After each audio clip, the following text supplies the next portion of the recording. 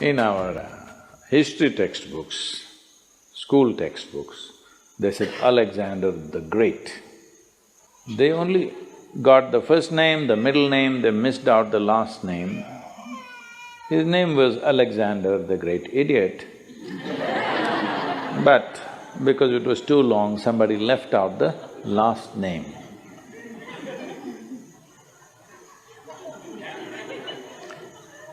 Well, the moment you make such a man, a great man in this world, then in many ways you have just destroyed the future of humanity. Because from the age of 16, I think he died around 32 or 33, all he did was kill, kill and kill, without purpose. Going to new places and killing, going to new places and killing, saying, I have conquered this, I have conquered that. And he had gathered a band of young people from his native place who traveled with him to fight with him. Periodically, he executed one of them, just accusing them of something. Always somebody would be betraying a tyrant like that, and the tyrant is always fearful that somebody may plot against him. So, something they will discover and say, he did it, and the public execution of him will happen. He was very close to you, he traveled with you, everything, but you just kill him so that everybody else is in line. Periodically, he killed one of those people who are very close to him, just to set an example. This is the kind of man he is. He is death all the time, but he doesn't want to die.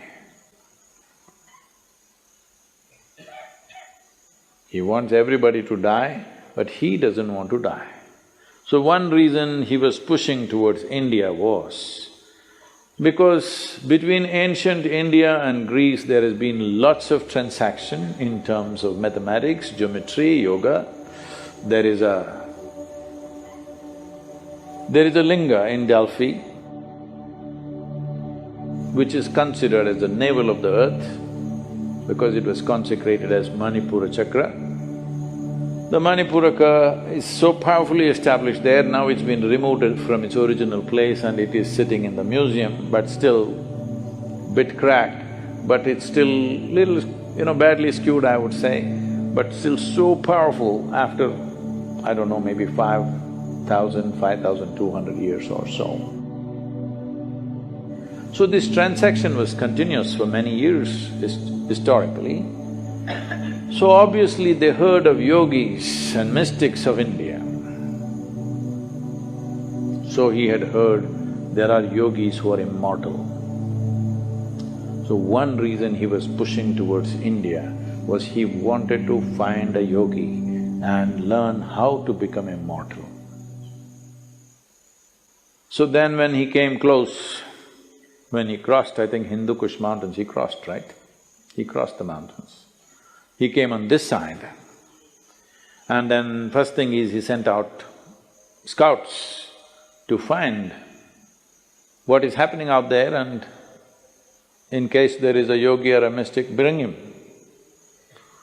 So they were looking out and then they saw a yogi sitting under a tree with just a loincloth, bare-bodied, blissed out. They went and looked at him and he said, hey, you come with us, our Sikandar wants you. If you do not know this, even today in Afghanistan, many people take this name Iskandar or Sikandar. The original word for this is… the root word for this came from Skanda. Skanda is Shiva's son, what we call as Muruga in Tamil Nadu. Because Skanda was such a great warrior, so this word traveled. Anybody who is a great warrior became Skanda, Iskanda. Skanda, Iskanda, Sikandar, transformation happened to the word. So they said, "Yogi, come." The yogi laughed and said, "I'm not going anywhere. I'm right here."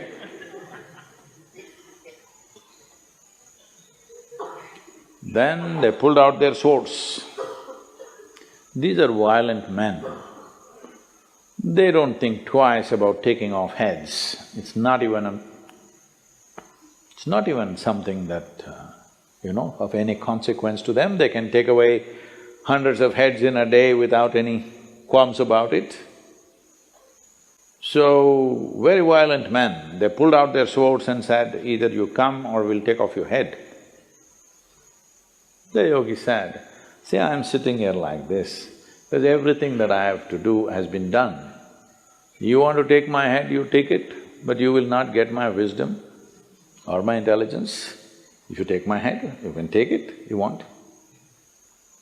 Then they looked at each other, that's all. See, they had never seen a man who not terrorized by the swords that they pull out, because they're not pulling out in bare, empty threat. They can take off heads, they're very good at it. They had never seen a man who's not terrorized, he's saying, "Okay, take my head." I thought, "Oh, this guy must be really immortal." If somebody says, "Okay, take my head," he must be immortal. Then they try to coax him, "Please come." He said, "No, if he wants, let him come. He wants to know about immortality, let him come." Then they said, "Oh, he knows about it, so let's not damage him in any way." And they went back and they told Alexander that, "We found the man, but he's not willing to come. So he is not a home teacher, you have to go to him, he's a school." So he himself came. So Alexander sat on his horse and with great authority you spoke, "It seems you know about immortality, I want to know about it." The yogi looked up at him and said, "First get off that stupid horse." You sit on an animal which is less intelligent than you and suddenly you become like this. You see, I don't know, the moment people sit on a horse, somehow they think they're something. If you manage to ride an animal which is far more intelligent than you, then something. Huh? You ride a dumb four-legged animal, poor thing doesn't like to carry you, but what to do? So, Alexander got down and asked, "I want to become immortal because he is not the same guy that he was 5–10 years ago. Body doesn't take this kind of beating after some time, it is slowly taking its toll." So he said, "I want to know about immortality, can you guide me?" So the yogi looked at him and he knew no amount of talking to him is not going to go anywhere. He said, "Yes, if you want immortality, this is the way." And he gave him landmarks, a difficult journey through the jungles. All these landmarks you follow, there you will find a small cave.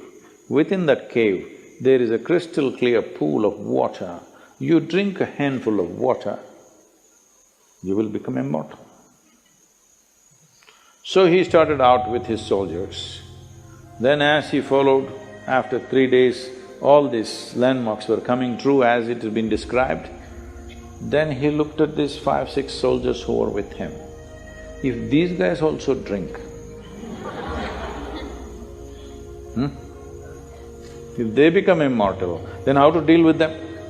Because all your life you dealt with everything with putting the fear of death into people. Now if these 5–6 soldiers drink that water and they also become immortal, this is going to be a disaster, no control. 5 immortal people on the planet, not good. Just I am immortal, this is good. So he said, you stay here. He left them for the last leg of the journey and he went by himself. Then he found that cave. Within the cave, he saw a pool of crystal clear water. He rushed in and he was about to drink. There was a crow sitting at the other edge of the pool, and the crow said, wait. He looked at the crow, fortunately water slips out of your hands, you know. And the crow said, see, I drank this water, I don't know how many million years ago. And now I cannot die. I'm just sitting here endlessly. Just imagine, if you become immortal, you cannot even commit suicide. Hello? I want you to just imagine, this is the worst thing that can happen to you, that you cannot die one day. No relief. I'm sitting here for millions of years, there is nothing I can do. I have seen through generations of my clan, I'm not interested in anything right now, but I cannot die. Do you want my fate? He just sat there looking at the pool of water and the crow. For once he did one intelligent thing, that's the reason why we removed his third name. He walked away without drinking that. And how fortunate are we that he's not anymore here. But he looks like he's taking rebirth in many places. Many similar people keep coming up here and there, but at least he is not here. We must learn, understand and live knowing that in many ways, the best thing about you is you will die one day. Hello? Just see what a pest you would be if you did not die. Hello? Well, you must live a full life. Whatever is the fullest potential, you must live that. But you must die when it's time, isn't it? Huh? So, if you say death is negative, then what is positive? Immortality? That is the most idiotic thing you can do. Even an idiot like Alexander had the intelligence not to drink that water. So, it is very important to understand yoga is not about eternal life. Yoga is about sensible life.